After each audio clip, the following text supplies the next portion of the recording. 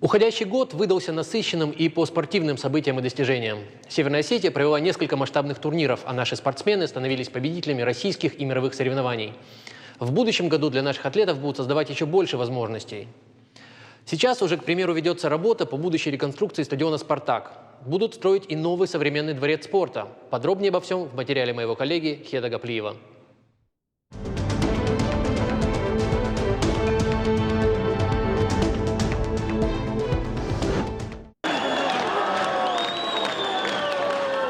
Июль 2019-го. Случилось то, чего так долго ждали болельщики. Новый клуб «Алания Владикавказ». Учредитель, бизнесмен Владимир Гуриев. Обсуждали, вернее, этот вопрос и с нашими земляками, с тем, чтобы тоже как-то помогли.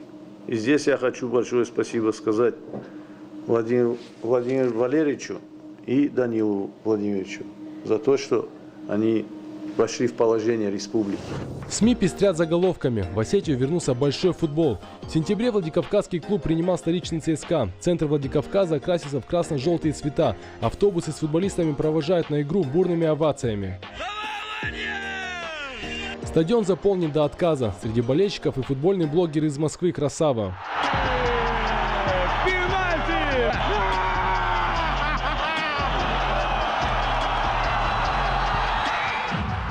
Год явно успешный для футбола Осетии. Трибуны заполнены, как старые добрые времена. Одно но. «Спартак» сегодня не отвечает и требованиям безопасности. Северной Осетии нужен новый современный стадион. Вопрос решает глава республики.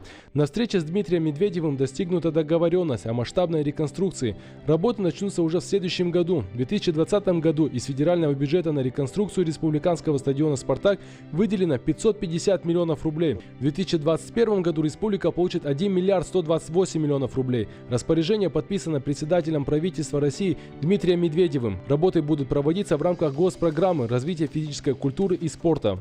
Серьезный и необходимый, потому что стадион находится в аварийном состоянии, мы практически сегодня эксплуатировать его не можем. Поэтому прошу также обратить внимание, чтобы мы за 2 года, 2020-2021 год, работы выполнили.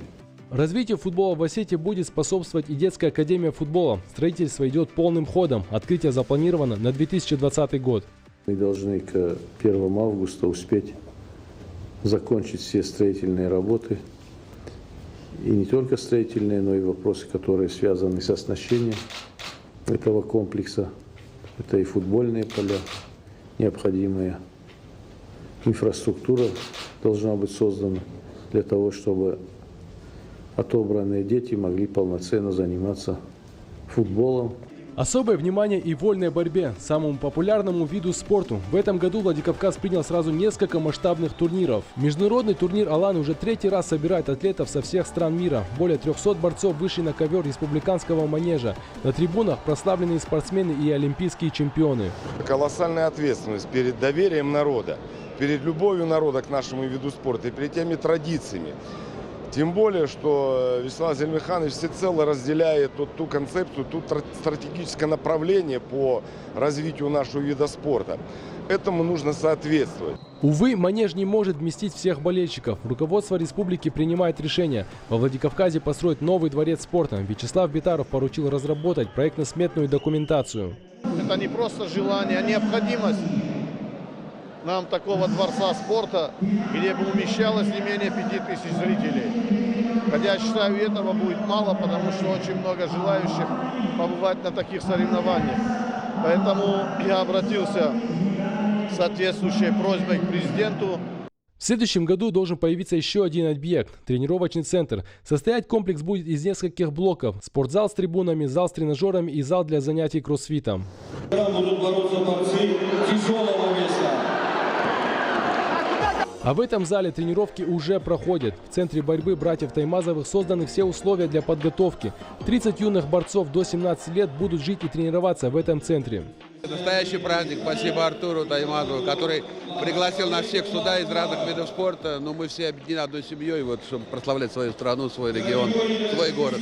Остинские вольники в уходящем году выступали на различных турнирах и соревнованиях. А Заурбек Сидаков и Давид Баев стали победителями чемпионата мира. Стремительно в Осетии развивается и бокс. Этой весной во Владикавказе прошло первенство Европы. Участниками стали порядка 250 бойцов из 39 стран. В составе сборной России Алан Абаев. В своей весовой категории он оказался сильнейшим. Министр спорта России Павел Колобков отметил масштаб и высокую организацию спортивного мероприятия. Я надеюсь, что этот турнир войдет в историю европейского бокса. И спортсмены, которые принимают в этом участие, также запомнят этот турнир. Эти дни были наполнены яркими победами и незабываемыми впечатлениями. Надеюсь, что из Северной Осетии и Алании, помимо наград, вы заберете домой самые теплые воспоминания о пребывании в нашей республике. А буквально неделю назад во Владикавказе прошел турнир по ММА «Валанская битва». Нашим спортсменам противостояли бойцы из Франции, Камеруна, Азербайджана. Мероприятие было организовано Федерацией ММА Республики совместно с Фондом помощи развития культуры и спорта «Богал», а также при поддержке Министерства физической культуры и спорта нашей республики. Та молодежь, которая здесь сегодня собралась, они с большой охотой, рвением эти соревнования посмотрят и завтра захотят сами выступать на таких соревнованиях. К чему мы идем, к чему мы стремимся, это чтобы молодежь занималась любым видом спорта, неважно, то ли вольная борьба, то ли это бои без правил, то ли это шахматы, то ли это бадминтон, лишь бы они занимались спортом. За этот год в республике прошло более 260 соревнований разного уровня. С каждым годом увеличивается число людей, занимающихся спортом. Открываются спортивные площадки, ремонтируются школьные спортзалы, обновляется инвентарь. В принципе, мы всеми довольны и планом мероприятий, которые мы все спортивные провели, и результатом наших спортсменов мы довольны, но нету предела совершенству, поэтому 2020 год мы пытаемся наращивать и результаты наших спортсменов, и в принципе все наши спортивные объекты. Желание спортсменов подниматься к новым высотам делает каждого из них и в целом страну сильнее. И даже новость, которая в конце года пришла из ВАДА об отстранении наших спортсменов от участия в Олимпиадах, делает их сильнее. Развитие спорта, пропаганда здорового образа жизни – приоритетная задача властей республики. А значит, что в наступающем году наши спортсмены порадуют нас новыми победами и рекордами. Хитек Плиев, Авенго Техов. Специально для программы «В итоге».